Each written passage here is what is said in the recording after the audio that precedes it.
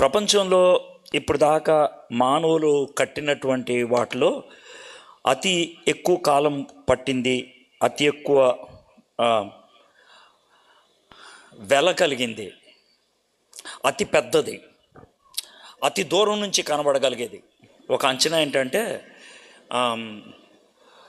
అంతరిక్షంలోకి వెళ్ళినప్పుడు కూడా మానవుడు కట్టినటువంటి కట్టడాల్లో ఇది కనబడుతుంది అని చెప్తారు.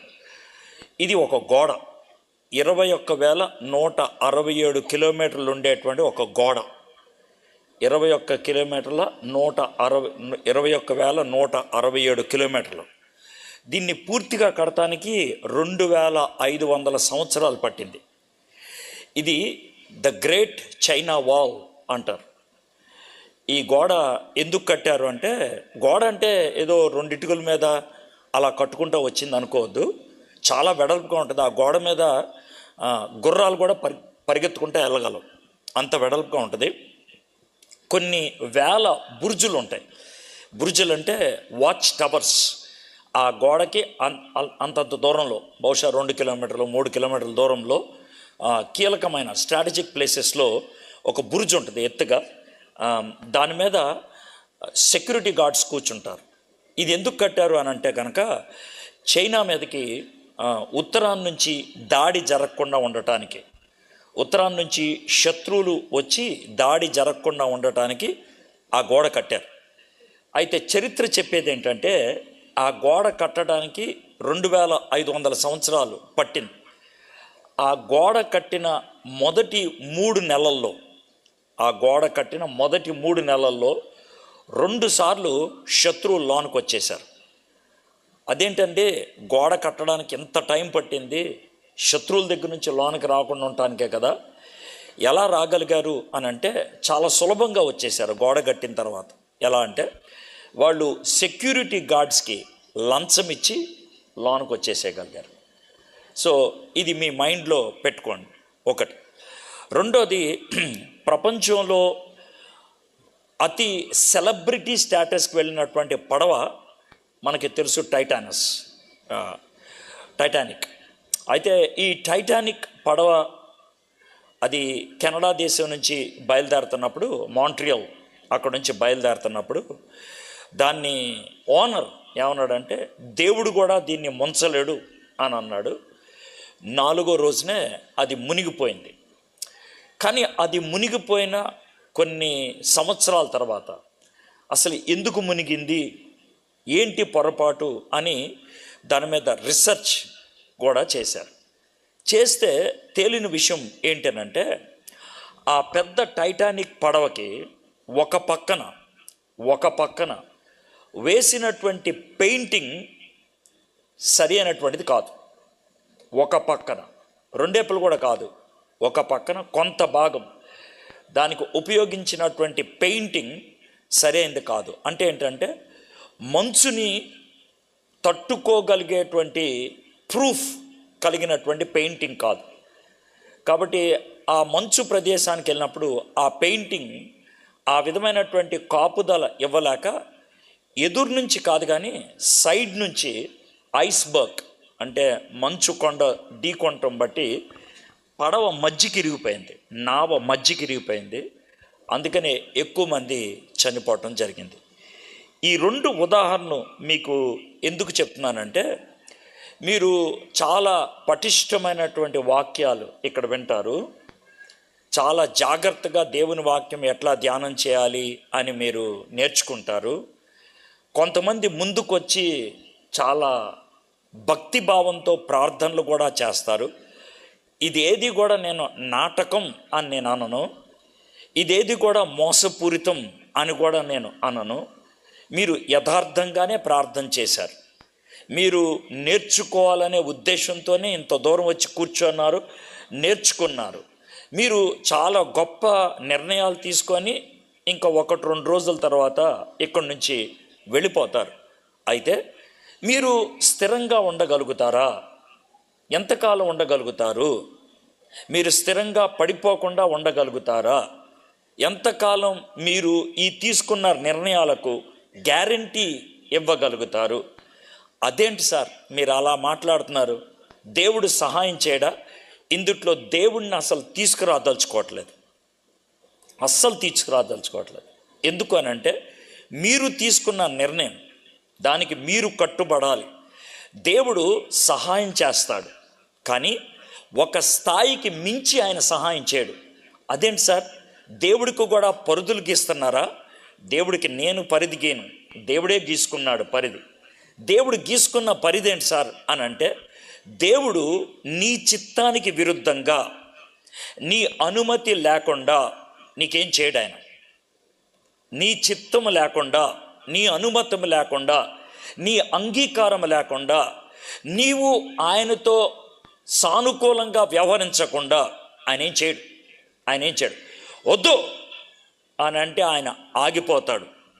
ఆ విషయం గుర్తుపెట్టుకోండి. బాధపడతాడు, ఏడుస్తాడు, రకరకాల పద్ధతుల్లో హెచ్చరికలు ఇస్తాడు.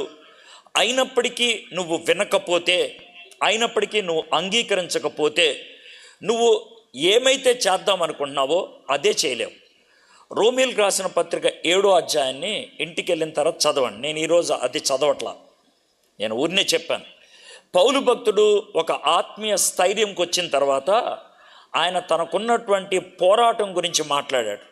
ఏం మాట్లాడాడు అని అంటే, నేను ఏమైతే చెయ్యాలనుకుంటున్నానో అది చేయలేకపోతున్నాను, ఏదైతే చేయకూడదు అనుకుంటున్నానో అది చేసేస్తున్నాను, నాలో ఉన్నటువంటి పాపపు నైజం ఆ విధంగా చేస్తుంది. ఇది ఆయన బాధతో చెప్పుకున్నటువంటి మాట. కాబట్టి మనందరిలో పోరాటం అనేది ఉంటుంది, వార్. దాన్నే పొద్దున మీకు వివరించుకుంటూ వచ్చాను. అమాలేకీలతో యుద్ధం చేయటం అని అంటే ద వార్ విదిన్ అస్, మనలో ఉండేటువంటి పోరాటం. అయితే ఈరోజు నేను చేయదలుచుకుంది ఏంటంటే, ఒక అధ్యాయం కాదు కానీ 4 అధ్యాయాలు, ఇన్ఫ్యాక్ట్ 5 అధ్యాయాలు మీతో ఒక స్టోరీ రూపంలో చదవాలి అని అనుకుంటున్నాను. అంతా చదవను, ఒక స్టోరీ చెప్పాలి అని అనుకుంటున్నాను. ఒక తండ్రి కొడుకు స్టోరీ, ఒక తండ్రి కొడుకు స్టోరీ. ఈ స్టోరీ మీ ముందు ఎందుకు పెడుతున్నానంటే 2 కారణాలు. మనం కొన్ని అధ్యాయంగా చదవకూడదు, అధ్యాయాలన్నీ కలిపి చదవటం నేర్చుకోవాలి. ఎందుకనంటే అధ్యాయాలన్నీ కలిపి చదివితే ఒక స్టోరీ వస్తుంది. ఒక స్టోరీ, ఒక సన్నివేశం కావచ్చు, లేకపోతే ఒక వ్యక్తి జీవితం కావచ్చు. పూర్తిగా వ్యక్తి జీవితం అంతటినీ కూడా చదివేస్తే దాని నుంచి మనం పాఠం నేర్చుకోగలుగుతాం. అందుకనే మీకు ఈ మాదిరి కోసమని ఈ విధంగా నేను ధ్యానం చేయాలి అనుకుంటున్నాను. ఈరోజు మీ ముందు యెహోషాపాతు అనేటువంటి రాజు, ఆయన కుమారుడైనటువంటి యెహోరాము, వీళ్ళిద్దరు గురించి మీతో కాస్త చూడాలి అనుకుంటున్నాను. 2వ దినవృత్తాంతముల గ్రంథం 17వ అధ్యాయం నుంచి 20వ అధ్యాయం దాకా 4 అధ్యాయాలు యెహోషాపాతు గురించి ఉంటుంది. 1 అధ్యాయం 21వ అధ్యాయము ఆయన కొడుకు జెహోరాం అంటారు ఇంగ్లీష్లో, ఆయన గురించి ఉంటుంది. మనకి 101 వచనాలు తండ్రి గురించి ఉంటే 20 వచనాలు కుమారుడు గురించి ఉన్నది. 4 అధ్యాయాలు 101 వచనాలు ఇది తండ్రి గురించి. 19 వచనాలు 17వ అధ్యాయానికి, 34 వచనాలు 18వ అధ్యాయానికి, 11 వచనాలు 19వ అధ్యాయానికి, 37 వచనాలు 20వ అధ్యాయానికి. ఇవి 101 వచనాలు తండ్రి గురించి, యెహోషాపాతు గురించి. 20 వచనాలు 21వ అధ్యాయంలో మనకి తన కుమారుడైనటువంటి యెహోరాము గురించి ఉంటుంది. సో వీళ్ళిద్దరి జీవితాలు మనము ఈరోజు ఒక మోడల్గా చూడటానికి మీ ముందు పెడుతున్నాను. జాగ్రత్త వినండి. ఈ మోడల్ దేవుడు మనకి ఎందుకు పెట్టాడు? యెహోషాపాతు గురించి 4 అధ్యాయాలు ఎందుకు రాసుకుంటూ వచ్చాడు? యోధా రాజులలో ముగ్గురు రాజుల గురించి ఎక్కువ వివరణ ఇవ్వటం జరిగింది. హిజ్కియా, యెహోషాపాతు, హోషియా, వీళ్ళ ముగ్గురు గురించే ఎక్కువ వివరణ ఇవ్వడం జరిగింది. 1 అధ్యాయం, 2 అధ్యాయాలు, 3 అధ్యాయాలు ఈ విధంగా ఇచ్చింది. 3 రాజుల గురించే, యూదాని పరిపాలించినటువంటి 3 రాజుల గురించే ఇచ్చారు. వీళ్ళ 3 రాజుల గురించి పాజిటివ్గా నేర్చుకోవాల్సింది కొంత ఉంది. పాజిటివ్గా అంటే వాళ్ళది ఉన్నట్లుగా స్వీకరించి నేర్చుకోవాల్సింది కొంత ఉంది. అందుకనే వీళ్ళ 3 గురించి ఎక్కువ రాశారు. అయితే యెహోషాపాతు చాలా మంచి రాజు, చాలా మంచి రాజు. ఆయన గురించి మీరు చదువుతూ ఉంటే ఇంత మంచి రాజు ఎందుకు ఇలా అయిపోయాడు అనే ప్రశ్న మీకు రావచ్చు. చాలా గొప్ప రాజు, దేవుడు కోపగించుకున్నాడు ఆ రాజుని. చాలా మంచి రాజు, దేవుడు ఇష్టపడలేదు. చివరకు వచ్చేటప్పటికి దేవుడు తిట్టించాడు వేరు ప్రవక్తల్ని పంపించి. ఎందుకనంటే ఒక మాట మేము ముందు పెడతాను, అది ఆయన జీవితంలో ప్రవేశించింది. ఏంటనంటే కాంప్రమైజ్ అంటే రాజీ పడటం. రాజీ పడటం అంటే రైట్ అబౌట్ టర్న్ తిరగటం కాదు. అంటే రాజీ పడటం అంటే ఇలా తిరగటం కాదు. రాజీ పడటం అంటే ఇలా వెళ్ళాల్సింది కొంచెం ఇలా తిరగటం, అది రాజీ పడటం. రాజీ పడటం అనేది పూర్తిగా ఎవరికి కూడా ఆపోజిట్ డైరెక్షన్లో వెళ్తున్నట్లు ఉండదు, అస్సలు ఉండదు. రాజీ పడినట్లు నీకొక్కడికే తెలుస్తుంది, ఇంకెవరికీ తెలియదు. నువ్వు ఉండాల్సినటువంటి మార్గములో లేవని ఎలా ఉంటుందంటే, రాజీ పడిన రోజు కూడా మిమ్మల్ని ఎవరన్నా ప్రశ్నించి, ఏ బాబు ఈరోజు ప్రార్థన చేసి దేవుని వాక్యం చదువుకున్నావా అంటే చదువుకున్నాను అంటావు. నువ్వు అబద్ధం ఆడలేదు, నిజమే చెప్పావు. నువ్వు ముందు అరగంట సేపు దేవుని వాక్యం చదువుకుంటాను అన్నప్పుడు ఏం జవాబు ఇచ్చావో ఈరోజు కూడా అదే జవాబు చెప్పావు. ఆ రోజు బైబిల్ చదివావు, ఈరోజు బైబిల్ చదివావు. కానీ రాజీ పడినప్పుడు అరగంట సేపు బైబిల్ చదవలా, 10 నిమిషాలే చదివావు. ఎవరికీ తెలియదు అది. నువ్వు డీవియేట్ అయినట్లు ఎవరికీ తెలియదు. నువ్వు అనుకున్న మార్గం నుంచి కొంచెం పక్కకు వచ్చినట్లు ఎవరికీ తెలియదు, నీకొక్కళ్ళకే తెలుసు. ఒకవేళ చాలా క్లోజ్గా ఎవరైనా ఎట్లాగా దేవుని వాక్యం బాగా చదువుకున్నావా అని కొంచెం డీటెయిల్స్లోకి వెళ్ళారనుకో, నీతో నువ్వు ఆర్గ్యూ చేసుకుంటాను.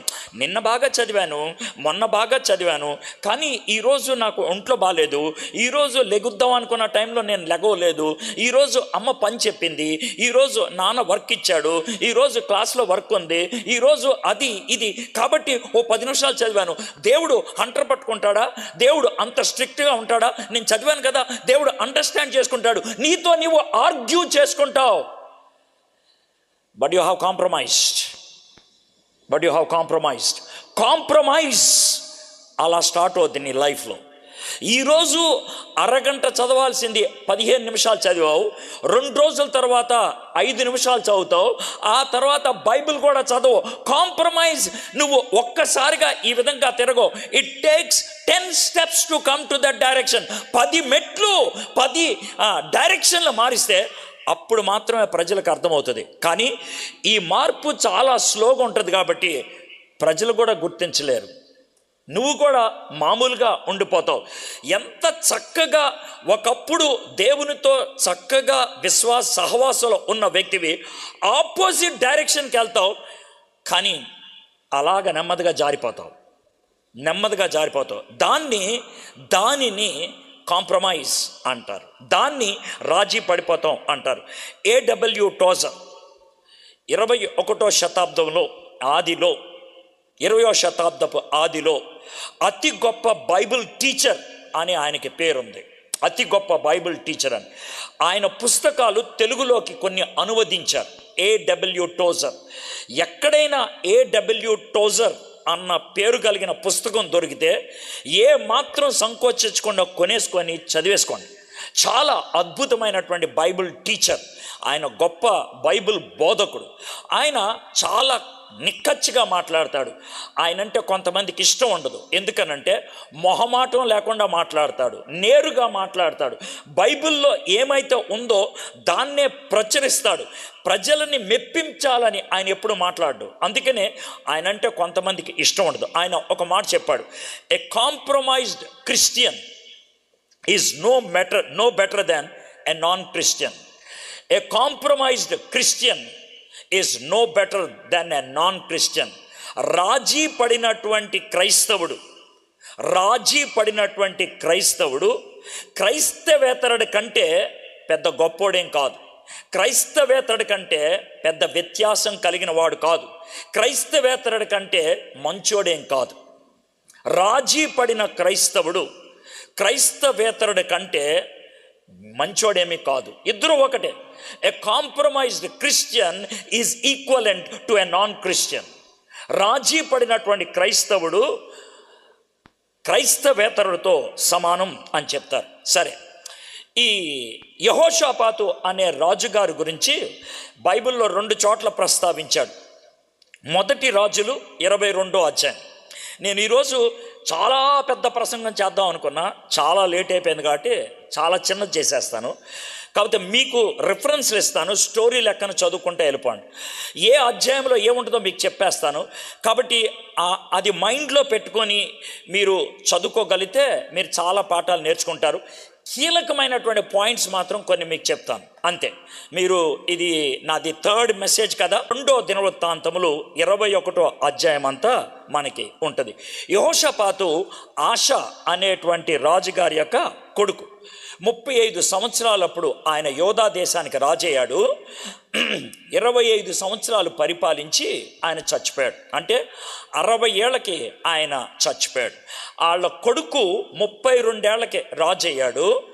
8 ఏళ్ళు పరిపాలించి చచ్చిపోయాడు. అంటే 40 ఏళ్ళకి ఆయన చచ్చిపోయాడు. ఊరినే లైఫ్ స్టోరీ అంతా మీకు చెప్తున్నా. ఇప్పుడు చూద్దాం. ఇప్పుడు 17వ అధ్యాయం తీయండి. అక్కడక్కడ కొన్ని వచనాలు మనకి చూడటానికి ప్రయత్నం చేద్దాం. రాజీ పడినటువంటి యెహోషాపాతు యొక్క పాజిటివ్ లైఫ్ చూడాలంటే 17వ అధ్యాయంలో చూడాలి. రాజీ పడిపోయినటువంటి యెహోషాపాతు ఎందుకు రాజీ పడ్డాడు తర్వాత విషయం, అసలు ఆయన జీవితం ఎలాంటిది, ఆయన ఎలాంటోడు అనేది తెలుసుకోవాలనుకుంటే కనుక 17వ వచనం కనుక మనకి చదివితే అర్థమైపోతుంది.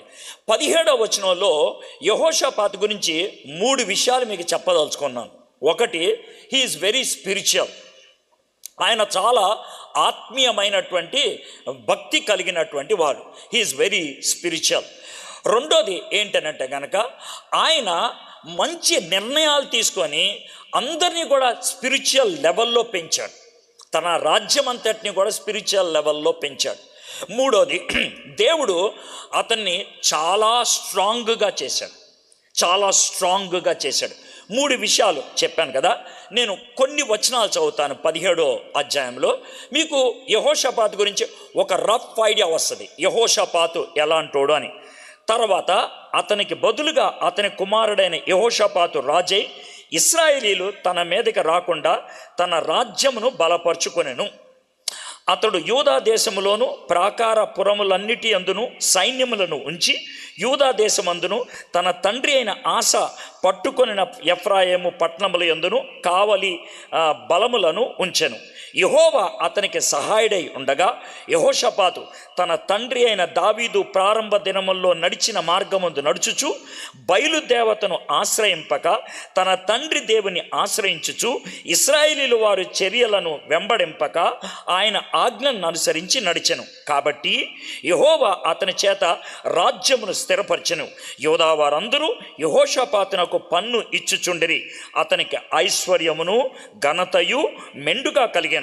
యెహోవా మార్గముల యందు నడుచుకొనుటకు అతడు తన మనసును దృఢపరుచుకుని వాడై ఉన్నత స్థలములను దేవతా స్తంభములను యోధాలు నుండి తీసివేసిన. ఈ 6 వచనాలు చదివితే మనకి యోధా గురించి ఒక ప్రొఫైల్ వచ్చేస్తుంది. ఒక ప్రొఫైల్ అంటే ఆయన క్యారెక్టర్ ఎలాంటిది అనేది చాలా స్పష్టంగా అర్థమైపోతుంది. అతని క్యారెక్టర్ ఎలాంటిది, దేవుడు తన పితరులతో ఏ విధంగా నడవమని చెప్పాడో ఇందుట్లో దావీదుని మెన్షన్ చేశాడు. దావీదు ఆరంభ దినాలు, ఎందుకంటే దావీదు లేటర్ డేస్లో పడిపోయాడు 1-2 సార్లు, ఇన్ఫ్యాక్ట్ 4 సార్లు పడిపోయాడు దావీదు. చివరి దినాల్లో 4 సార్లు పడిపోయాడు. పడిపోకముందు దేవుని యొక్క హృదయానుసారుడుగా ఎలా ఉన్నాడో యెహోషాపాతు అలా జీవించాడంట. అతని గురించి ఇచ్చినటువంటి మార్గం ఇది. కాబట్టి మీరు ఇప్పుడు చక్కగా దేవునిలో ఎదుగుతూ ఉండొచ్చు. ఇప్పుడు మీరు దేవుని వాక్యాన్ని పొద్దున్నే లేచి చదువుకుంటూ ఉండొచ్చు. ఇప్పుడు మీకు కాస్త ఖాళీ దొరికితే చాలు దేవుని వాక్యాన్ని ఆలోచించాలని, ఆరాధించాలని, నా విశ్వాసులతో కలిసి మాట్లాడుకోవాలని ఆ విధమైనటువంటి తృష్ణ మీకుంటూ ఉండొచ్చు. వండర్ఫుల్. యెహోషాపాతు అలాంటోడే. అంతేకాకుండా ఆయన స్పిరిచువల్లే కాకుండా తన రాజ్యాన్ని స్ట్రాంగ్గా చేశాడు. తన రాజ్యాన్ని స్ట్రాంగ్గా చేశాడంటే చుట్టూ కూడా ప్రాకారాలు పెట్టుకున్నాడు. ఎవడు కూడా తన దగ్గరికి రాకుండా ఉండటానికి కట్టుదిట్టమైనటువంటి ఏర్పాట్లు చేశాడు. అంతేకాకుండా దేవుడు సెక్యూరిటీని ఇచ్చాడు. అందుకనే 3 పదాలు ఉపయోగించాను. He is spiritual, he is strong and he had security. ఎవరి సెక్యూరిటీ? దేవుడు అతన్ని భద్రపరిచాడు. దేవుడు ఎందుకు భద్రపరిచాడు? దేవుడు ఎంపిక చేసిన మార్గములోనే వెళ్ళాడు. దేవుడు ఆలోచించిన విధంగానే వ్యవహరించాడు. He is perfect. చాలా అద్భుతమైనటువంటి వ్యక్తి. అంతేకాదు, మనము 7వ వచనం నుంచి 9వ వచనం దాకా, ఇక నుంచి నేను చదవను, 7వ వచనం నుంచి 9వ వచనం దాకా చదివితే 2 రకాల మనుషుల్ని తన పబ్లిక్లోకి పంపించాడు. ఎవరు ఆ 2 రకాలంటే అఫీషియల్స్, నాయకుల్ని పంపించాడు. రెండోది లేవీల్ని పంపించాడు. పేర్లు కూడా రాశాడు. నాయకుల్ని పంపించాడు, లేవీల్ని పంపించాడు. ఇప్పుడు చదువుతూ ఉండొద్దు, ఎందుకంటే మీరు చదివిన తర్వాత తలపైకి ఎత్తిన తర్వాత నేను ఎక్కడికో వెళ్తాను, ఎక్కడికి వెళ్ళాడని మళ్ళీ బుర్రగొక్కుంటారు. జస్ట్ గుర్తు పెట్టుకోండి. 7 నుంచి మీరు ఏం చేస్తారో నాకు తెలుసు, అందుకనే నేను ఆ విధంగా మాట్లాడేస్తాను. ఈడెవడో నా బుర్రలో దూరినట్లున్నాడు అని అనిపించవచ్చు, నాకు తెలుసు. అందుకే ఇప్పుడు చదవద్దు. 7 నుంచి 9 దాకా ఆయన 2ని పంపించాడు, అఫీషియల్స్ని పంపించాడు, నాయకుల్ని, లేవీల్ని పంపించాడు. పేర్లు కూడా రాశాడు. వాళ్ళకి ఏమని చెప్పాడంటే, రే మీరు జాగ్రత్తగా అందరికీ బోధించండి, ధర్మశాస్త్రము బోధించండి, స్క్రిప్చర్ బోధించండి, లేఖనాలు బోధించండి, వాళ్ళు యథార్థంగా ఉండాలని బోధించండి, అన్యాయంగా ఉండకూడదని మీరు చెప్పండి అని ఆయన పంపించాడు. ఇది ఆయన చేసిన పని. 7 నుంచి 9 దాకా. 10వ వచనం నుంచి మనము చివరి దాకా చూసినట్లయితే ఆయన చేసిందంటే చుట్టూ రాజ్యాలకి సెక్యూరిటీని పెట్టుకుంటూ వచ్చాడు. దేవుడు ఆయనకి సెక్యూరిటీని ఇచ్చాడు, తాను రాజుగా తన రాజ్యానికి సెక్యూరిటీని ఇచ్చాడు. కాబట్టి ఈ 19 వచనాల్లో, 17వ అధ్యాయంలో 19 వచనాల్లో వీ హ్యావ్ గుడ్ యెహోషాపాత్. చాలా మంచి యెహోషాపాత్ ఉన్నాడు. దేవుడు యెహోషాపాత్ స్టోరీని ఎందుకు పెట్టాడంటే, ఈయన మంచోడు, చాలా గొప్పోడు, చాలా ఆత్మీయుడు, నాకు ఇష్టమైనటువంటి వాడు, నా హృదయానుసారుడైనటువంటి దావీదులాగా వ్యవహరించినటువంటి వాడు, దిస్ ఈజ్ యెహోషాపాత్ అని దేవుడు ఇంట్రొడక్షన్ ఇప్పించాడు మనకి. ఇప్పుడు చూద్దాం, 18వ వచనంలోకి వద్దాం. Let's come to 18th verse. 18th verseలో తనకి ఈ రాజీ పడటం, కాంప్రమైజ్ అవ్వటం అనేది అది ఒక కెటాస్ట్రాఫిక్గా వచ్చింది, సడన్గా వచ్చింది. అర్థమైందా? అది ప్రీ ప్లాన్డ్గా రాలేదు. గుర్తుపెట్టుకోండి, రాజీ పడటం అనేది ప్లాన్డ్గా చేసేది కాదు, ఆలోచించి చేసేది కాదు, గబుక్కున చేసేది. ఆ స్పర్ ఆఫ్ ద మూమెంట్ అంటారు. ఆ మూమెంట్లో నాకేం చేయాలో తెలియక ఆ మాట అనేసాను, ఆ మూమెంట్లో నాకేం చేయాలో తెలియక అటు వెళ్ళిపోయాను, ఆ మూమెంట్లో నాకు ఎటెల్లాలో తెలియక అలా చేసేసాను. That is called compromise. గుర్తుపెట్టుకోండి, రాజీ పడటం అనేది ఊహించని పద్ధతుల్లో జరుగుద్ది. టైటానిక్ పడవ అంతా బాగా చేశారు, ఒక ముక్క పెయింట్ ఏదో అదే ఎరగొట్టింది. చైనా వాళ్ళు 21,000 కిలోమీటర్లు కట్టారు, కానీ సెక్యూరిటీ వాళ్ళకి నేర్పించాల్సిన పాఠాలు నేర్పించలేదు. అదే వాళ్ళకి సమస్య తీసుకొచ్చి పెట్టింది. నువ్వు అన్ని ఏరియాల్లో బాగుండి ఉండొచ్చు, there is one area that is unguarded, దాన్ని భద్రపరచుకోలేదు. స్పర్ ఆఫ్ ద మూమెంట్లో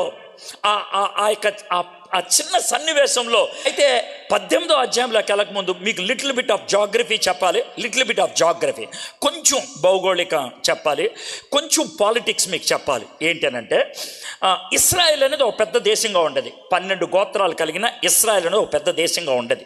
పెద్ద దేశం అంటే మరీ పెద్దదేం కాదు, మన ఈస్ట్ గోదావరి అంత ఉంటుంది అంతే. అర్థమైందా? అది ఇస్రాయేల్ దేశం ఒరిజినల్గా. దానికి 12 గోత్రాలు. అర్థమైందా? ఈ 12 గోత్రాల ఇస్రాయేల్ దేశాన్ని 3 రాజులు ఒకళ్ళ తర్వాత ఒకళ్ళు 40 ఏళ్ళు పరిపాలించారు. ఒక్కొక్కళ్ళు. మొదట సౌలు, తర్వాత దావీదు, తర్వాత సొలొమోన్ 120 ఏళ్ళు పరిపాలించారు వాళ్ళు 1050 నుంచి వాటి తన చావుతో ఇస్రాయేల్ రాజ్యం 2 ముక్కలైపోయింది. ఆంధ్ర తెలంగాణ లాగా 2 ముక్కలైపోయింది. దీనికి ఒరిజినల్ పేరేంటి? ఆంధ్రప్రదేశ్. ఒరిజినల్ పేరు ఆంధ్రప్రదేశ్ ఒరిజినల్ అయితే 2 ముక్కలైతే ఒక ముక్కకు ఆంధ్రప్రదేశ్ అనే పేరు ఉంది. అది మనకి ఇక్కడున్న వాళ్ళకి. రెండోది తెలంగాణ అని పేరు వచ్చింది. అదేవిధంగా ఇస్రాయేల్ దేశం 2 ముక్కలైపోయింది. ఆ 2 ముక్కల్లో ఒక ముక్క 10 గోత్రాలకు చెందింది, దానికి ఇస్రాయేలు అని పేరుంది. కానీ అంతకంటే చాలా చిన్నది ఒక రాజ్యం ఉన్నది, దాన్ని యోధా అని అన్నారు. మీకు క్లారిటీ వచ్చింది కదా. ఇస్రాయేల్ దేశం ఉత్తరాన్ని ఉంటుంది, యోధా కింద ఉంటుంది. భౌగోళికం చెప్తున్నా, ఎందుకు చెప్తున్నానో మీకు అర్థమవుతుంది. మొదటి 3 వచనాల్లోనే మీకు అర్థమైపోద్ది అనమాట. అందుకని చెప్తున్నా, యోధా కింద ఉన్నది అంటే యెహోషాపాతు అంటే మ్యాప్ చూస్తే కింద ఉండేవాడు. కింద ఉన్నాడు అంటే గొయ్యి తవ్వుకొని ఉన్నాడు అనుకోవద్దు, అంటే మ్యాప్ ఎలా చూస్తాం కదా, అందుకని చెప్తున్నా. ఆయన కింద ఉండేవాడు, సౌత్ దక్షిణాన్ని ఉండేవాడు. ఇస్రాయేల్ దేశం నార్త్ ఉండేది. ఈ దక్షిణాన్ని ఉన్నటువంటి యోధా దేశానికి రాజధాని యెరూషలేము, ఉత్తరాన్ని ఉన్నటువంటి ఇస్రాయేల్కి రాజధాని సమరయ. ఈ ఊరిని జస్ట్ భౌగోళికం చెప్తా ఉన్నాను. ఇప్పుడు మీకు చెప్పాను కదా. అయితే ఇస్రాయేల్ దేశాన్ని పరిపాలిస్తున్నటువంటి రాజు అప్పట్లో ఆహాబు. అదే టైంలో యెహోషాపాతు పరిపాలిస్తున్నాడు. ఆహాబు చాలా దరిద్రమైనవాడు. ఎందుకు ఆహాబు దరిద్రమైనవాడు అంటే, ఆయనకి పక్క దేశపు రాజుగారి కుమార్తె నచ్చింది. ఆమె పేరు జెజబెల్. ఆమెని తెచ్చిపెట్టుకున్నాడు. ఈ జెజబెల్ వచ్చేటప్పుడు ఒక్కతే రాలా, ఆమె వచ్చేటప్పుడు దేవతలను తెచ్చుకుంది. దేవతను ఒక్కదాన్నే తీసుకురాలా, బొమ్మలను ఒక్కదాన్నే తీసుకురాలా. ఆ దేవతలకి ఎలా పూజలు చేయాలని కొంతమంది పూజారుల్ని, కొంతమంది ప్రవక్తల్ని తెచ్చిపెట్టుకుంది. దేవుణ్ణి తెచ్చింది, అషేరా అనే దేవతని తెచ్చిపెట్టుకుంది. ఇది జెజబెల్ తెచ్చుకున్నటువంటి పని. అయితే ఆహాబు జెజబెల్ని ప్రేమించాడు కాబట్టి, జెజబెల్కి వ్యతిరేకించలేడు కాబట్టి, ఆయన కూడా సరే ఇక్కడ గుడి కట్టుకోండి, సరే ఇక్కడ గుడి కట్టుకోండి, సరే ఇక్కడ గుడి కట్టుకోండి అంటే ఇశ్రాయేల్ దేశం అంతా కూడా బయలు దేవతలకు గుళ్ళు కట్టేశారు. ఇది పరిస్థితి. కానీ యెహోషాపాతు మాత్రం యోధా దేశంలో ఎక్కడైనా సరే వేరే వాళ్ళకి గుళ్ళు కడితే అవి పగలగొట్టేశాడు. ఇది 17వ అధ్యాయంలో మనం చూస్తాం. మీకు ఒక పిక్చర్ ఇస్తా ఉన్నాను. అయితే 18వ అధ్యాయం మనం చూద్దాం. మొదటి వచనం, తనకు అంటే ఎవరు? యెహోషాపాతుకి తనకు ఐశ్వర్యమును ఘనతయు అధికముగా కలిగిన తర్వాత యెహోషాపాతు అంటే చాలా ఘనత వచ్చేసింది, చాలా ఉన్నత స్థాయికి వచ్చేసాడు, అధికంగా తనకి సెక్యూరిటీ వచ్చేసింది, అధికంగా లెవెల్లో పెరిగిపోయాడు. ఏం జరిగిందో చూడండి. యెహోషాపాతు ఆహాబుతో వియ్యముంది. ఆ మాట మీరు అండర్లైన్ చేసుకోండి. ఆహాబుతో వియ్యముంది. వియ్యం అందటం అంటే మీకు అర్థమైందో లేదో నాకు తెలియదు. ఆహాబు చాలా కుయుక్తిగా యెహోషాపాతు మీదకి వచ్చాడు. కుయుక్తిగా వచ్చాడు అని అంటానికి ఎలా అంటే, ఆయన గన్ను పట్టుకొని రాలేదు, ఆయన కత్తి పట్టుకొని రాలేదు, ఆయన డాలు అవి పట్టుకొని రాలేదు, ఆయన గుర్రం మీద రే చూసుకుందాం అని రాలేదు. ఆయన దండలు పట్టుకొని వచ్చాడు, పువ్వులు పట్టుకొని వచ్చాడు, కాయలు పట్టుకొని వచ్చాడు, స్వీట్లు పట్టుకొని వచ్చాడు, ఆయన తెల్ల జెండా పట్టుకొని వచ్చాడు. కాబట్టి ఇశ్రాయేల్ రాజు ఇలాగొచ్చాడు కదా అని రండి సార్ అంటే కౌగులించేసుకున్నాడు యెహోషాపాతు, ఆహాబు. ఇద్దరు కౌగులించుకోవటం తప్పేం కాదు, పలకరించుకోవటం తప్పేం కాదు. ఎదురు బదురు కూర్చొని ఉంటే ఆహాబు యెహోషాపాతుతో మాట్లాడుతున్నాడు. ఆహాబు యెహోషాపాతు గురించి ఆలోచించాడు. అబ్బా, ఇంత సెక్యూరిటీ కలిగినటువంటి రాజ్యం, ఇంత శక్తివంతమైనటువంటి సైన్యం, ఇంత మంచి రాజు, దేవునితో చక్కటి సంబంధం కలిగినటువంటి రాజు, వీడితో నేను యుద్ధం చేస్తే నేను ముక్కలైపోతా, వీడితో యుద్ధం చేస్తే నేను గెలవలేను, వీడు నా మీద ఎప్పుడైనా యుద్ధం చేస్తే నన్ను తుచ్చంగా చేసేస్తాడు, కాబట్టి వీడితో ఒక్క పని చేస్తే బాగుంటుంది అనుకున్నాడు. ఏమంటే, రాజుగారు చెప్పండి సార్, మీరు పెద్ద దేశానికి రాజు, నేనేదో చిన్న దేశానికి రాజు. అది కాదండి, ఈ రాజు అయినా మీరు గొప్ప రాజు అండి. మీ యొక్క పేర్లు మా దేశమంతా వినబడుతుందండి. మీరు తీసుకున్నటువంటి నిర్ణయాలు మా వాళ్ళంతా కూడా గౌరవిస్తున్నారండి. మీరు చేసినటువంటి పనులు మా వాళ్ళందరికీ కూడా ఎంతో ఇష్టంగా అనిపించిందండి. అందుకే మిమ్మల్ని పలకరిద్దామని వచ్చాం. చాలా వందనాలండి. ఏమండి, ఎంత మంచి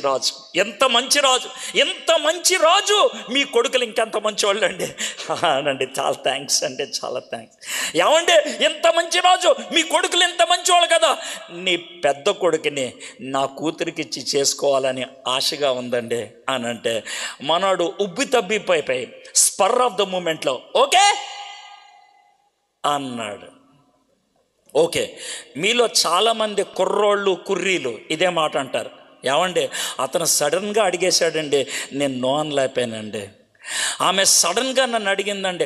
ఒక ఆడదొచ్చి అడిగినప్పుడు మనం రెస్పాండ్ కాకపోతే కనుక మన మగతనానికే పెద్ద క్వశ్చన్ మార్క్ అండి. అందుకే ఓకే అనేసానండి. స్పర్ ఆఫ్ ద మూమెంట్లో కాంప్రమైజ్, స్పర్ ఆఫ్ ద మూమెంట్లో కాంప్రమైజ్. ఫ్రెండ్స్ వచ్చి అడిగారండి, కాదని లేకపోయానండి, వెళ్ళిపోయానండి. ఫ్రెండ్స్ నన్ను చాలా నీచంగా మాట్లాడి సవాలు చేశారండి, కాబట్టి పౌరుషంగా నేను వెళ్ళిపోయానండి. పౌరుషంగా. మీలో చాలామంది స్పర్ ఆఫ్ ద మూమెంట్, ఆ ఒక్కసారి అని వెళ్ళారు. కానీ మీకు ఒక మాట చెప్తాను చూడండి, మొదటిసారి వెళ్ళటం అనేది కాంప్రమైజ్. మొదటిసారి వెళ్ళటం అనేది కాంప్రమైజ్. మొదటిసారి కొంచెం డీవియేట్ అవటం అనేది కాంప్రమైజ్. రెండోసారి వెళ్ళటం అనేది కాంప్రమైజ్ కాదు. పడిపోయావు, నువ్వు కమిట్ అయిపోయావు. మొదటిసారి కాంప్రమైజ్, రెండోసారి కమిట్. మొదటిసారి నిన్ను బతిమలాడతారు, రెండోసారి బతిమలాడరు. రా అని అంటారు. బస్ అది ఎక్కడికైనా సరే మీకు ఏ విధంగా రా అన్నది వినబడిందో నాకు తెలీదు. నేను రా అంటే ఏ పిక్చర్ నీ గుండెల్లోకి వచ్చిందో నాకు తెలియదు. What ever the picture might be, what ever the situation might be, మొదటిసారి కాంప్రమైజ్, రెండోసారి కాంప్రమైజ్ కాదు, కమిట్. అందుకే కొంచెం దూరం వెళ్ళిపోయిన వాళ్ళు ఏమని చెప్తారు అంటే, అన్నా నేను కమిట్ అయిపోయాను అన్న, దీనికి కమిట్ అయిపోయాను. ఎలా బయటికి రావాలో అర్థం కావట్లేదన్నా. ముందు కాంప్రమైజ్ అయ్యావు, తర్వాత కమిట్ అవుతావు. అందుకే ఈరోజు మీకు చెప్తున్నటువంటి మాట, ఈరోజు దేవునితో ఉండాలి అని కమిట్ చేసుకొని బయటికి వెళ్తున్నావు కాబట్టి ప్రతిరోజు ప్రభా, is there an unguarded place నా జీవితంలో, నా యొక్క యాటిట్యూడ్స్లో, నా యొక్క చూపుల్లో, నాకున్నటువంటి పరిస్థితుల్లో ఈజ్ దేర్ అన్ అన్గార్డెడ్, నాయన సెక్యూరిటీ లేదు ఏదైనా ఉందా? ప్లీజ్ మీరు ప్రొటెక్ట్ చేయండి, మీరు నాకు సహాయం చేయండి. Ask God. బహుశా యెహోషాపాత్ అడగలేదేమో అప్పుడు. యెహోషాపాత్కి అడిగే గుణం ఉందని మనం 19వ అధ్యాయంలో నేర్చుకుంటాం, 18వ అధ్యాయంలో కూడా నేర్చుకుంటాం. ఎవరిని? దేవుణ్ణి అడిగే గుణం ఉందని. సరే, ఈ విధంగా అయిన తర్వాత ఏమైందంట, కొన్ని సంవత్సరములు గతించిన మీదట షోమ్రోనులో నుండి ఆహాబు నొద్దకు పోయాను. ఆహాబు అతని కొరకును అతని వెంట వచ్చిన జనుల కొరకును అనేకమైన గొర్రెలను పశువులను కోయించి తనతో కూడా రామాత్ గిల్గాత్ మీదకి పోవుటకు అతన్ని ప్రేరేపించెను. తెలుగు బైబిల్లో కొన్ని సంవత్సరములు గతించిన మీదట షోమ్రోనులో నుండి ఆహాబు నొద్దకు పోయెను అని ఉంది. ఇంగ్లీష్ బైబిల్లో ఏమని ఉంటుందంటే he went down to Samaria అని ఉంటుంది. Vent down. మీ కింద కొంచెం జాగ్రఫీ చెప్తానన్నాను. కింద యెరూషలేము ఉంటుంది, పైన సమారియా ఉంటుంది. ఈరోజు మనం యెరూషలేము నుంచి సమారియా, అప్పట్లో ఉన్నటువంటి సమారియాకి వెళ్ళాలి అంటే, ఇప్పుడు దాన్ని సమారియా అనరు, వేరే అంటారు, అర్థమైంది. అక్కడికి వెళ్ళాలంటే 60 కిలోమీటర్లు. ఒకవేళ ట్రాఫిక్లో మనం ప్రయాణం చేస్తే 1 hour 7 minutes, 1 hour 8 minutes పడుతుంది. ఇందాక గూగుల్ మ్యాప్లో ఒకవేళ నేను ఇప్పుడు కనుక కారులో వెళ్తే ఎంత టైం పట్టుతుందని లెక్కేశాను, 1 hour 17 minutes చూపించింది. ఇప్పుడు ఈరోజు ట్రాఫిక్ మధ్యలో ఎంత టైం పట్టుద్ది అని అంటే అంతసేపు చూపించింది. అయితే అప్పట్లో వాళ్ళు బహుశా 2 days నడిస్తే వెళ్ళిపోయేవాళ్ళేమో. 2 days వాళ్ళు 2 రోజులు నడిచి యెరూషలేము నుంచి సమారియాకి వెళ్ళాడు. అయితే మ్యాప్ ప్రకారం అయితే పైకి వెళ్ళాలి. బైబిల్ ఏమని చెప్తుందంటే ఆయన పైకి వెళ్ళా, కిందకి దిగాడు. He went down. కాంప్రమైజ్ అయిన తర్వాత మనం ఎంత దూరం వెళ్ళినా అది గోయింగ్ డౌనే. రాజీ పడిన తర్వాత ఎంత దూరం వెళ్ళా, the more you walk after compromise, the more you are getting deviated. గుర్తుపెట్టుకోండి, ఇప్పుడు మొదట్లో ఇది మెయిన్ రోడ్డు, దాని నుంచి మొదట్లో కొంచెం డీవియేట్ అయ్యావు. మొదటి దినాన్న మెయిన్ రోడ్డుకి నువ్వు డీవియేట్ అయిన రోడ్డుకి అడిగే ఆ విధంగా కొంచెం ముందుకెళ్తే 1 గంట తర్వాత అది కిలోమీటర్ అవుతుంది, గంట తర్వాత కిలోమీటర్ అవుతుంది, రోజు తర్వాత 40 కిలోమీటర్లు అవుతుంది. You cannot come back. మనోడు చాలా దూరం నడుచుకుంటూ వెళ్ళిపోయాడు. అందుకే నేను మాట రాశాడు, కొన్ని సంవత్సరములు గతించిన మీదట కొన్ని ఇయర్స్ అయిపోయినాయి. ఆ యొక్క జర్నీలో డీవియేషన్, ఎడబాటు చాలా దూరం అయిపోయింది. ఆహాబు అతని కొరకును అతని వెంట వచ్చిన జనుల కొరకును అనేకమైన గొర్రెలను పశువులను కోయించి తనతో ఆహాబు ఎంత గొప్పడు చూడండి. ముందేమో వెయ్యంకి రమ్మన్నాడు. అయ్యా నా కూతురు నీకు ఇస్తాను, నీ కొడుక్కి, బాగుంది. నెక్స్ట్ భోజనానికి వస్తారా అని అడిగాడు. పరిగెత్తుకుంటూ వచ్చాడు. యెహోషాపాతు గారు వస్తున్నారా, యోధా దేశానికి రాజు, మంచి గొర్రెలను కోయండి. ఆయనతో ఎంతమంది వస్తున్నారా? రాజుగారు మాకు వచ్చిన సమాచారం బట్టి 46 మంది వస్తున్నారు. 46 మంది వస్తున్నారు. మనం ఖచ్చితంగా 10 మందికి ఒక గొర్రె, మనం 4 గొర్రెలు వేసేద్దాం. 4 గొర్రెల్ని. మంచి భోజనం బాగా పెట్టాలి. బిర్యానీ పెట్టేశారు వాళ్ళకి. బిర్యానీ మనోడు తినేస్తా ఉన్నాడు. ముందేమో మెచ్చుకొని నా కూతుర్ని కొడుకెరిస్తా అన్నాడు. రెండోసారి భోజనం పెట్టి బాగా తింటా ఉంటే, రాజుగారు కొంచెం డ్రింక్ పట్టరండి డ్రింక్ తాగుతూ ఉంటే, రాజుగారు ఏం లేదు, ఈ రామాత్ గిల్గాత్ మీద మనకు చిన్న ఫైట్ ఏర్పడింది, నేను ఒక్కడనే వెళ్ళిపోయి చేసేయగలుగుతాను అనుకోండి, అంటే మీరు ఉన్నారు కాబట్టి పెద్దోళ్ళు ఏంటో మిమ్మల్ని అడగాలనిపిస్తుంది, మనతో పాటు వారికి వస్తారేంటి అని అడిగాడు. అని అంటే అయితే చూడండి యెహోషాపాతు గారి యొక్క డయలాగ్ 3వ వచనం. ఇశ్రాయేలు రాజు అయిన ఆహాబు యోధా రాజు అయిన యెహోషాపాతును చూచి, నీవు నాతో కూడా రామాతు గిల్గాతునకు వచ్చేదవా అని అడగగా, యెహోషాపాతు, నేను నీ వాడను, నా జనులు నీ జనులు, మేము నీతో కూడా యుద్ధమునకు వచ్చేదమని చెప్పాను. అయిపోయిందిగా. చూసారా ఎంత క్లీన్గా డీవియేషన్ కనబడుతుందో? By the way my friends, నేను పెద్ద ఏం చేయాలా, బైబిల్ చదివాను, వరుసగా చదువుకుంటూ వచ్చానంతే, నేను ఇంకేం చేయాలా.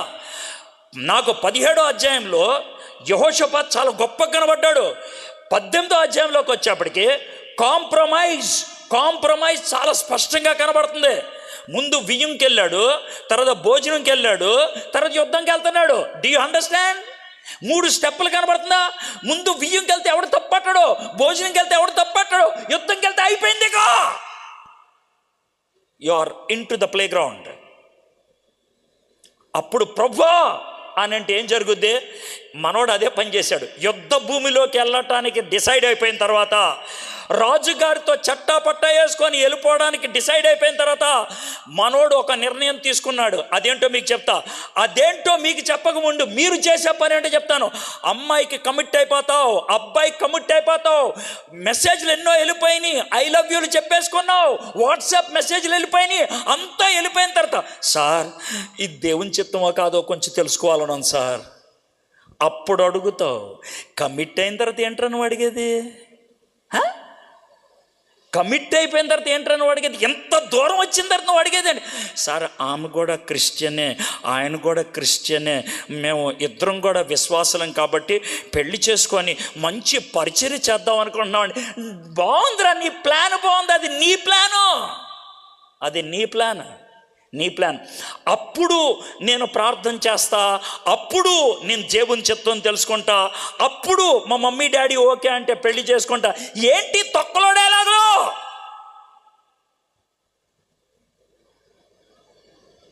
ఇప్పుడు చూద్దాం 4వ వచనం.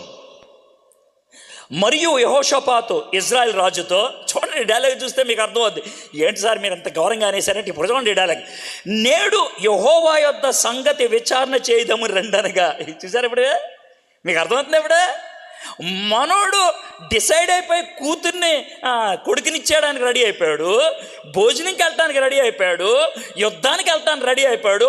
యుద్ధానికి వెళ్తానికి రెడీ అయిన తర్వాత దేవుణ్ణి అడుగుదామా? అప్పుడు దేవుణ్ణి అడుగుదామా? మై ఫ్రెండ్స్, దేవుణ్ణి అడగాలి, కానీ ఎప్పుడు అడగాలి? బిగినింగ్లో అడగాలి. ఎవడైనా సరే బస్సు ఎక్కక ముందు, సార్ ఈ బస్సు ఎక్కడికి వెళ్తుందని అడుగుతాడు, అంతేనా? బస్సు ఎక్కక ముందు అడగాలి ఈ బస్సు ఎక్కడికి వెళ్తుందని. అలా అడగకుండా బస్సు ఎక్కి కొంచెం దూరం వెళ్ళింది, సార్ ఎటు వెళ్తుంది సార్ దీన్ని అంటే ఏమనాలా? నా లైఫ్లో అలాగే జరిగింది. నా లైఫ్లో ఎలాగ తప్పమంటారా? రాజమండ్రిలో రాత్రి 12 గంటలకి 2 ఫలక్నుమాలు వస్తాయి. రాజమండ్రిలో రాత్రి 12 గంటలకు 2 ఫలక్నుమాలు వస్తాయి. అర్థమైందా? ఫలక్నుమాలే రెండు. ఒకటేమో హైదరాబాద్ వెళ్ళే ఫలక్నుమా, ఇంకోటేమో వైజాగ్ వెళ్ళే ఫలక్నుమా. నేను తాడేపులగూడెంలో వాక్యం చెప్పి గబగబా ప్లాట్ఫామ్ మీదకి వచ్చేసి ఎదురుగా ఫలక్నుమా అని కనబడితే ఎక్కేసి, నాది ఏసీ భోగి కదా అని దాంట్లో ఎక్కేసి అలా వెళ్తే నా సీట్ దగ్గర ఎవడో పడుకొని ఉన్నాడు. ఇది నాదే అని అన్నాను నేను. ఈలోగా టికెట్ కలెక్టర్ వచ్చాడు. ఆ టికెట్ కలెక్టర్ నన్ను గుర్తుపట్టి ప్రైజ్ ది లార్డ్ బ్రదర్ అన్నాడు. ఏమైందో చెప్తాను చూడండి. ప్రైజ్ ది లార్డ్ బ్రదర్ అన్నాడు కాబట్టి సరిపోయింది. అంటే బ్రదర్ ఏమైందంటే, సార్ నాది A28 సార్, ఈయన లేడు సార్, ఈయన ఎవరో ఉన్నారు సార్ అంటే, ఏ సార్ నన్ను చూడండి. బ్రదర్ మీరు తప్పెక్కారు బ్రదర్ అని అన్నాడు. అని అంటే, మీరు హైదరాబాద్ ఎక్కాల్సిన ఫలక్నుమా ఎక్కలేదు సార్, మీరు వైజాగ్ వెళ్ళే ఫలక్నుమా ఎక్కారు. ఆయా, నాకు నెక్స్ట్ మార్నింగ్ షూటింగ్ ఉన్నదే, నాకేం చేయాలో అర్థం కావట్లేదు. సార్ ఏంటి సార్ పరిస్థితి అంటే, సార్ దీనికి ఇంకా 2 స్టాపులు సార్, ఒకటి సామలకోట, 2 తుని, ఆ తర్వాత వైజాగ్ అని అన్నాడు. ఇక ఏం చేయాలో అర్థం కావట్లా. సార్ మీరు సామర్లకోటలో కనుక దిగిపోతే నాకు ప్రాబ్లం వస్తుంది సార్, ప్లీజ్ సార్ మీరు సామర్లకోటలో దిగిపోవాలి. సార్ మీరు సామర్లకోటలో దిగిపోకుండా వైజాగ్ వెళ్ళాలంటే ఏం చేయాలి సార్ అని అన్నా. అంటే ఏమి లేదు సార్, సామర్లకోట నుంచి మీరు వైజాగ్ ఒక టికెట్ ఇస్తే నేను మీకు ఉన్నటువంటి దాన్ని బట్టి నేను మీకు బర్త్ ఇస్తాను, మీరు వైజాగ్ వెళ్ళిపోయేప్పుడు ఏమన్నా చేయొచ్చు సార్ అన్నాడు.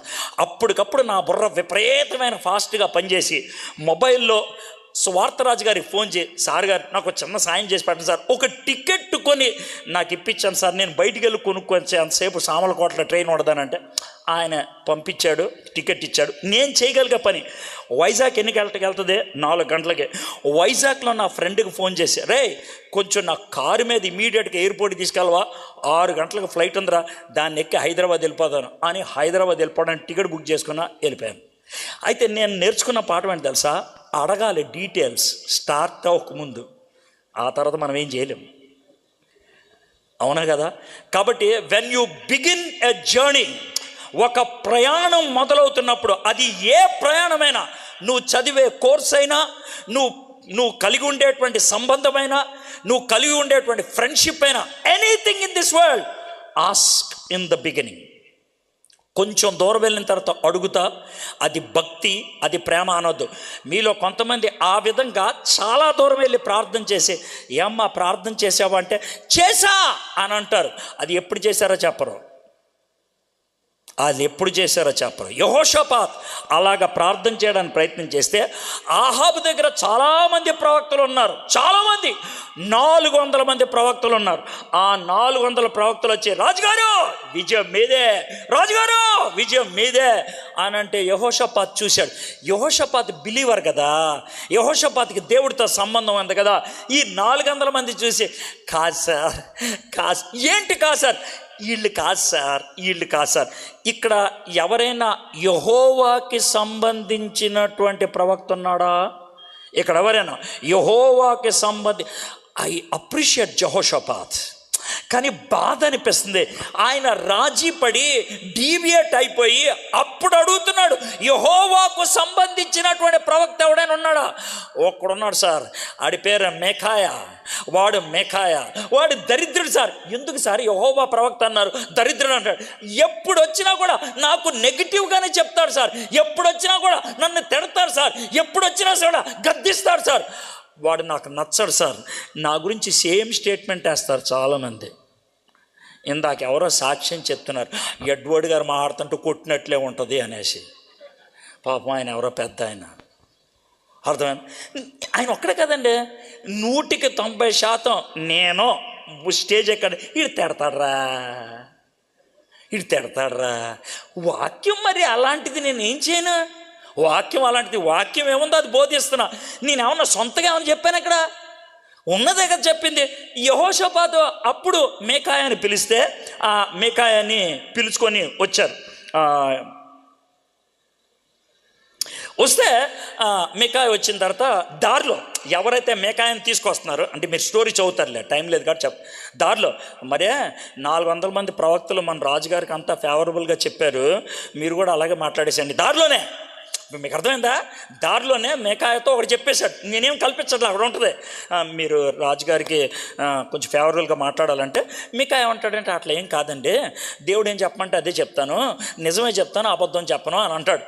వచ్చారు అంటే సమరయ సిటీ ఉంటుంది కదా, షోమ్రోన్ పట్టణం యొక్క సిటీ గేట్ ఉంటుంది. ఆ గేట్ దగ్గర 2 కుర్చీలు వేశారు. ఒక కుర్చీ మీద ఆహాబ్ కూర్చున్నాడు, ఇంకో కుర్చీ మీద యెహోషాపాతు కూర్చున్నాడు. అద్భుతమైన దేదీప్యమైనటువంటి రాజుగారి వస్త్రాలు కాలు మీద కాలు వేసుకొని అలా కూర్చొని మికాయ వచ్చాడు.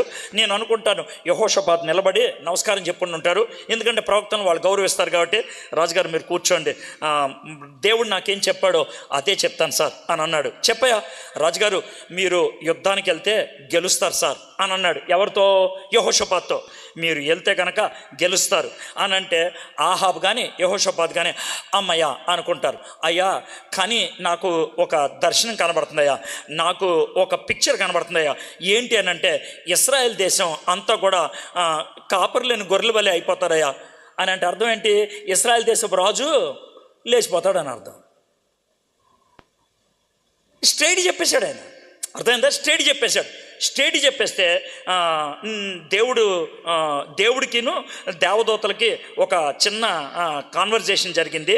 ఇప్పుడు ఆహాబుని లేపేయాలి, ఎలాగా ఏం చేస్తే బాగుంటుంది అని అంటే దేవదూతలేమో కొంతమంది దెయ్యాలను తీసుకొచ్చారు సార్. ఆ దెయ్యాలు మేము చూసుకుంటామండి ఆహాబ్ సంగతి అని అన్నారు. ఒక దెయ్యంగాడు ఏమని చెప్పాడంటే, ఏం లేదంటే నేనేం చేస్తానంటే ఆయన దగ్గర చాలామంది పనికిమాలిన ప్రవక్తలు అన్నారు కదా, ఆ ప్రవక్తలు నేను దూరతా అంటే దెయ్యం దూరిందనమాట. దెయ్యం దూరి నేను అద్భుతమైన ప్రవచనం పలికిస్తా, ఆ ప్రవచనం అబద్ధం, ఆ ప్రవచనం ప్రకారం నువ్వు గెలుస్తావు, విజయం నీదే అని ఆ అబద్ధ ప్రవక్తలతో నేను అంట. ఇది నేను కల్పించలా, అక్కడ ఉంటుంది, మీరు చదవండి ఇంటికి వెళ్ళిన తర్వాత 18వ అధ్యాయం చివరికి వస్తే సేమ్ టు సేమ్ ఉంటుంది అని అంటే. అప్పుడు ఈ 400 మందిలో ఒక ప్రవక్త ఉంటాడే, వాడి కోపం వచ్చి ట్యాప్మని లెఫ్ట్ మీద కొడతాడు. ఎవరిని? మికాయాని. ఎందుకు కొట్టాడంటే కోపం వచ్చి, ఎందుకంటే వీళ్ళందరినీ అబద్ధ ప్రవక్తలు అన్నారుగా, కొట్టి అరే ఆ అబద్ధ దోత లేకపోతే అబద్ధ ఆత్మ ఎటులిందిరా, అరే ఏంటి జైల్లో పడేయండిరా అంటే ఆహాబ్ ఏమంటాడు తెలుసా? వీడికి కొంచెం బ్రెడ్ ద్రాక్షారసం తప్పించి నేను వచ్చేదాకా ఇతన్ని బయటకు వదిలిపెట్టద్దంటే మికాయ చాలా సింపుల్గా, మీరు వచ్చేదా నేను అప్పుడు దాకా మీరు ఉంటే కదా స్ట్రైట్గా అనేసాడు. అప్పుడు దాకా మీరు ఉంటే కదా, ఒకవేళ మీరు బతికి వెనక్కి వస్తే నేను మాట్లాడింది జీవం కలిగిన దేవుని తోడు కాదు అని అంటాడు. అయిపోయిందండి 18వ అధ్యాయం. అయితే చివరికి వచ్చిన తర్వాత చూడండి, ఆహాబ్కి ఇప్పుడు డబుల్ గేమ్. ఒకటేమో అబద్ధ ప్రవక్తలు వెళ్ళండా విజయం ఇస్తా అన్నాడు. ఇప్పుడు నిజమైన ప్రవక్త వచ్చి నువ్వు పోతావు అని చెప్పాడు. ఇక మనోడికి భయం వేసి చూడండి, యెహోషాపాతు ముందు స్లిప్ అయ్యాడు బియ్యంకొచ్చి, తర్వాత రెండోది దిగొచ్చేసాడు బియ్యాన్ని తినటానికి, తర్వాత యుద్ధానికి ఓకే అనేసాడు. ఆ తర్వాత దేవుడిని సీన్లోకి తీసుకొచ్చి చెప్పించుకున్నాడు. దేవుడు మంచోడు కాబట్టి యెహోషాపాతు నీకు విజయం ఇస్తానన్నాడు.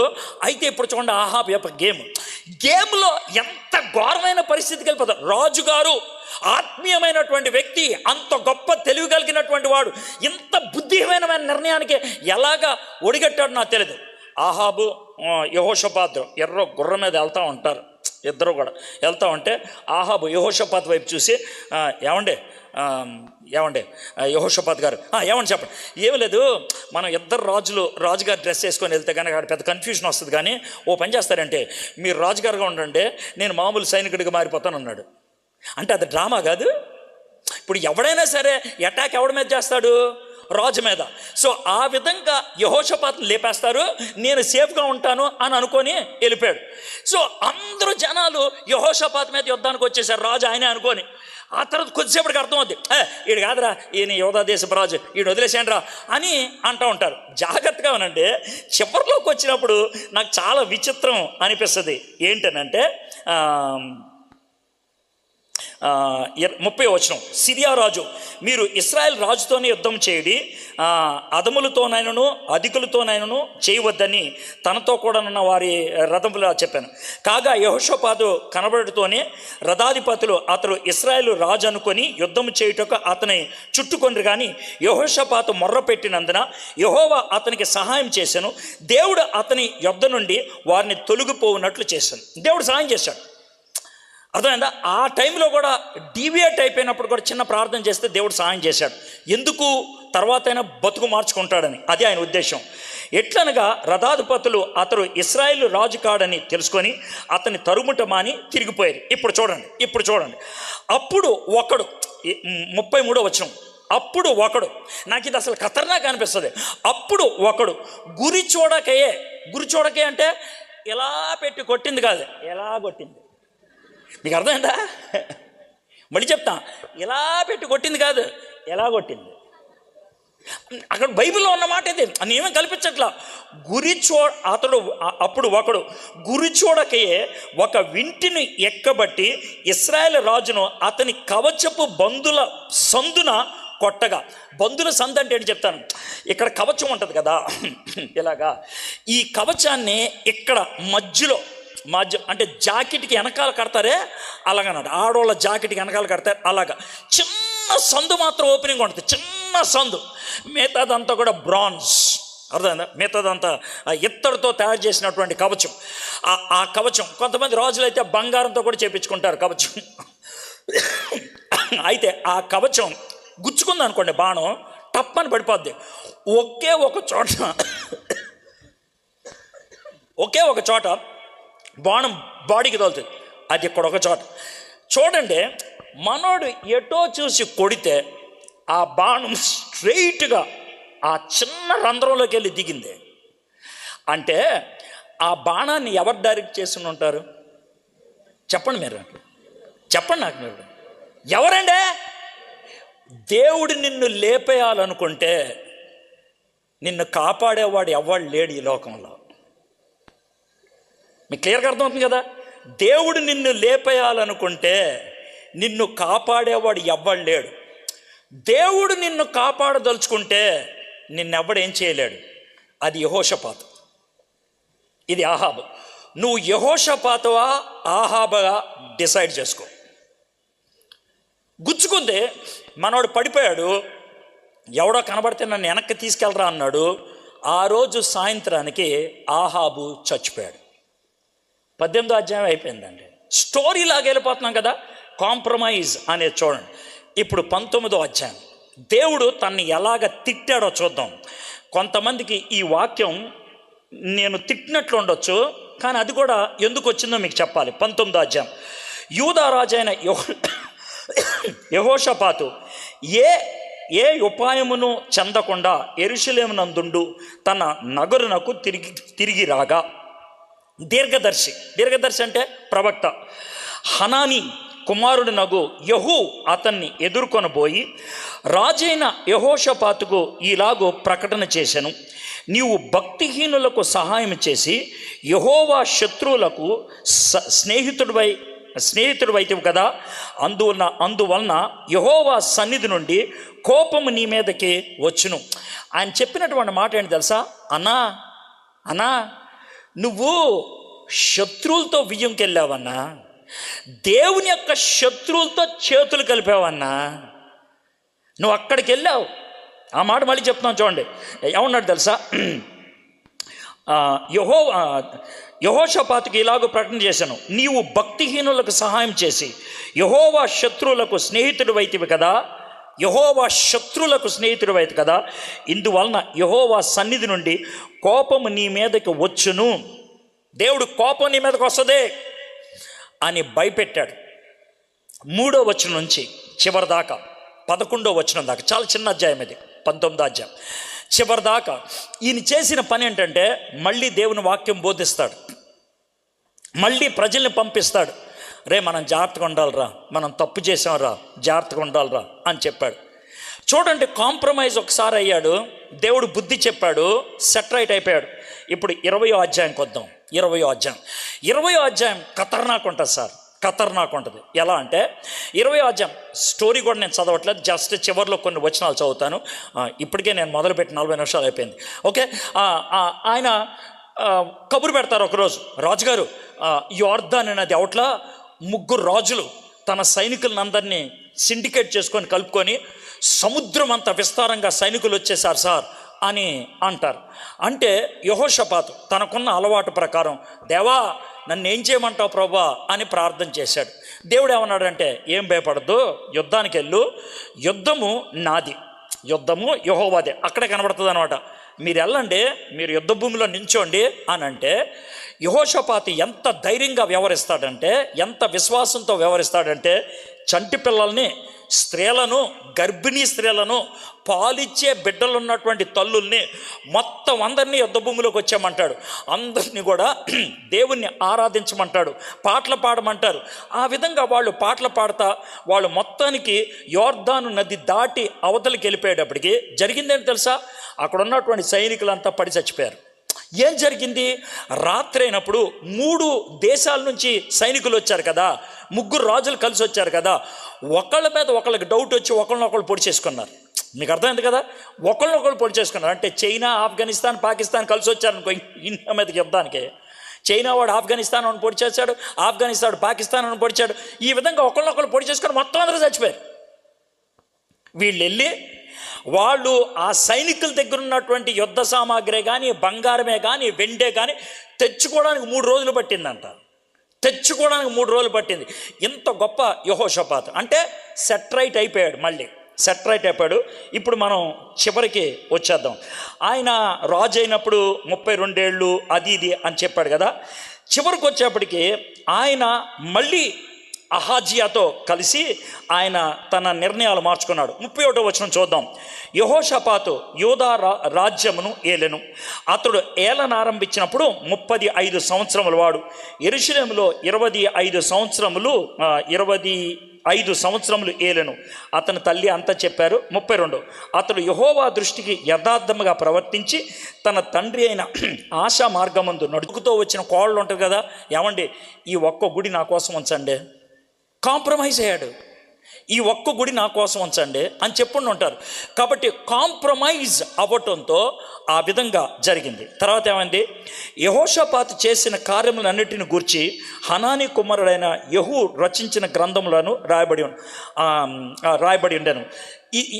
35 ఇది అయిన తర్వాత యోధా రాజైన యెహోషాపాతు మిక్కిలి దుర్మార్గముగా ప్రవర్తించిన ఇశ్రాయేలీల రాజైన అహజ్యాతో స్నేహము చేసెను. అక్కడేమో వాడే వచ్చి బియ్యం అడిగాడు, ఇక్కడేమో ఈయన అసఖ్యమైన అహజ్యాతో స్నేహం చేశాను. వాళ్ళు ఇద్దరూ కలిసి పడవలు తయారు చేద్దాం అనుకున్నాడు. కానీ దేవుడికి కోపం వచ్చి ఆ పడవలను కూడా పగలగొట్టేశాడంట. ఆ తర్వాత యెహోషాపాతు చచ్చిపోయాడు, పాతి పెట్టేశారు. ఓవర్. యెహోషాపాతు 2 times కాంప్రమైజ్ అయ్యాడు. ఒకసారి కాంప్రమైజ్ అయ్యి తన కొడుక్కి అన్య దేవతలను పూజించేటువంటి ఒక అమ్మాయిని తీసుకొచ్చి పెళ్లి చేశాడు. తర్వాత సెట్రైట్ అయ్యాడు. కానీ ఏమి లాభం? అప్పుడు కూడా మళ్ళీ జారిపోయాడు. ఇది మనము యెహోషాపాతు గురించి. అయితే క్విక్గా 21వ వచనం. తన కొడుకు యెహోరాము రాజయ్యాడు. వాళ్ళ నాన్నగారు చచ్చిపోయిన తర్వాత ఆయన రాజైన తర్వాత ఆయన వాళ్ళ నాన్నగారి పద్ధతిలో జీవించలేదంట, వాళ్ళ మామగారి పద్ధతిలో జీవించాడు. ఎవరు? ఆహాబు తరపున. ఆహాబు ఏ విధంగా చేశాడో ఈయన కూడా అదే విధంగా చేశాడు. అప్పుడు దేవుడు ప్రవక్తను పంపించి ఏమన్నాడు తెలుసా? రే నిన్న అసలు దేవుడికి లేపేయాలని కోపం అందరా, కానీ దావీదు సింహాసనం అందు దేవుడు దావీదుకు చెందినటువంటి వ్యక్తిని ఒకరిని కూర్చోపెట్టాలి అనేటువంటి ఒక నిబంధన చేసుకున్నాడు. కాబట్టి నువ్వు ఇంకా ఉన్నావురా, లేకపోతే ఎప్పుడో లేపేసేవాడని చెప్పి ఏమంటాడు తెలుసా? నీకు రోగం వస్తుంది, నీకు భయంకరమైన రోగం వస్తుంది, ఆ రోగంతో నువ్వు చచ్చిపోతావంటే. మీరు వివరణలోకి వెళ్తే జాగ్రత్త వినండి. కడుపుకి ఏదో రోగం వచ్చిందంట, క్యాన్సర్ లాంటిది ఏదో రోగం వచ్చింది. ఆ రోగం వస్తే బైబిల్లో ఇచ్చిన వివరణ, పేగులు బయటకు వచ్చేసి పడి చచ్చిపోయాడంట రాజు. ఆ విధంగా రాజుగారు పేగులు బయటకు వచ్చేసి చచ్చిపోతే రాజుగారిని కాల్చినట్లు కాల్చలేదంట, రాజుగారికి చేసేటువంటి అంత్యక్రియలు చేసినట్లు అతనికి చేయలేదంట, దావీదు యొక్క పురములో ఆయన్ని సమాధి చేయలేదంట, బయటపడేశారు. కనీసం గౌరవప్రదమైనటువంటి అంతం లేదు. కారణం ఏంటంట? నాన్నగారు కాంప్రమైజ్ అయ్యారు, కొడుకు పూర్తిగా కాంప్రమైజ్ అయిపోయాడు. ఫ్రెండ్స్, కాంప్రమైజ్ అవ్వద్దు. ప్రతిరోజు చాలా జాగ్రత్తగా ఉండాలి. ఈరోజు నేను దేవునికి ఇవ్వాల్సిన సమయం ఇచ్చానా? ఈరోజు దేవుని మాట నుంచి ఒక సత్యాన్నైనా నేను తెలుసుకోగలిగానా? ఈరోజు దేవుడు నాకు వాక్యం నుంచి ఏం మాట్లాడాడు? Please don't compromise your time with God every day. ప్రతిరోజు. అది గనక మీరు గాడ్ చేసుకోకపోతే, if you don't guard your soul, if you don't guard your heart, నీ యొక్క హృదయాన్ని, నీ యొక్క ప్రాణాన్ని దేవుని వాక్యం అనే కవచంతో ప్రతిరోజు కప్పకపోతే యు విల్ కాంప్రమైజ్. బద్ధకము, లేజినెస్, ఇప్పుడు కాదులే, ప్రొక్రాస్టినేషన్, వాయిదాలు, ఆల్ దిస్ ఆర్ కాంప్రమైజ్. అది మన జీవితంలోకి రానివద్దు. ఫ్రెండ్స్, రాజీ పడకుండా జీవించడానికి నిర్ణయించుకోవాలి మనం. దానియేలు జీవితంలో అదే చూస్తాం. రాజీ పడటానికి ఇష్టపడలేదు, చావుకు తెగించాడు కానీ రాజీ పడలేదు. He was willing to die but రాజీ పడలేదు. షడ్రక్, మెషక్, అబేద్నెగో చావటానికి తెగించారు but they are not willing to die. దేవుడు దాన్ని అభినందించారు. మై ఫ్రెండ్స్, రాజీ పడని జీవితాన్ని జీవించడానికి ఒక చిన్న నిర్ణయం తీసుకుందాం. తలంచండి, కళ్ళు మూసుకోండి, చిన్న ప్రార్థన చేసుకొని ముగించుకుందాం. ఫ్రెండ్స్, మీకు ఇంకొక రోజు ఫుల్ డే ఉంటుంది, తర్వాత హాఫ్ డే ఉంటుంది. దేవుడు ఇంకా మీతో మాట్లాడతాడు. God will continue to speak to you. మీరు ఇక్కడ నుంచి వెళ్ళిపోతారు, ఇక్కడ ఉన్నంతసేపు బాగానే ఉంటారు, మీరు వెళ్ళిపోతారు. అయితే ప్లీజ్ ఇక్కడే ఒక నిర్ణయం తీసుకోండి. ప్రభువా, నేను రాజీ పడకూడదు. ఏ విషయంలో నేను రాజీ పడకూడదు? ప్రతిరోజు ఉదయాన్న నీకు సమయం ఇవ్వటం విషయంలో రాజీ పడకూడదు. నేను ప్రతిరోజు ఉదయాన్న నీ వాక్యం చదవటం విషయంలో నేను రాజీ పడకూడదు. నేను నీకు టైం ఇవ్వాలనుకుంటున్నాను ప్రభా. అది నా దినాన్నంతటిని, అది నా జీవితాన్ని సరిచేస్తుంది ప్రభా. ఆ అధ్యాయం నుంచి కనీసం ఒక్క పాఠమైనా నేను నేర్చుకోవాలి ప్రభా. ఆ పాఠాన్ని నా జీవితంలో ఆ దినం నువ్వు వాడుకుంటావు ప్రభా. I know that. అది నువ్వు చేస్తావు ప్రభా. నేను రాజీ పడకూడదు. ఇప్పుడు దాకా చాలాసార్లు రాజీ పడ్డాను, నేను చాలా దూరం వెళ్ళిపోయాను, కానీ నువ్వు నాకు ఈరోజు మాట్లాడావు ప్రభా. నేను ఇక నుంచి రాజీ పడకూడదు. I should not compromise, I should not fail. నీ విషయంలో నేను ఓడిపోకూడదు ప్రభా. నీ చెయ్యి నేను విడిచిపెట్టకూడదు ప్రభా. అడగండి.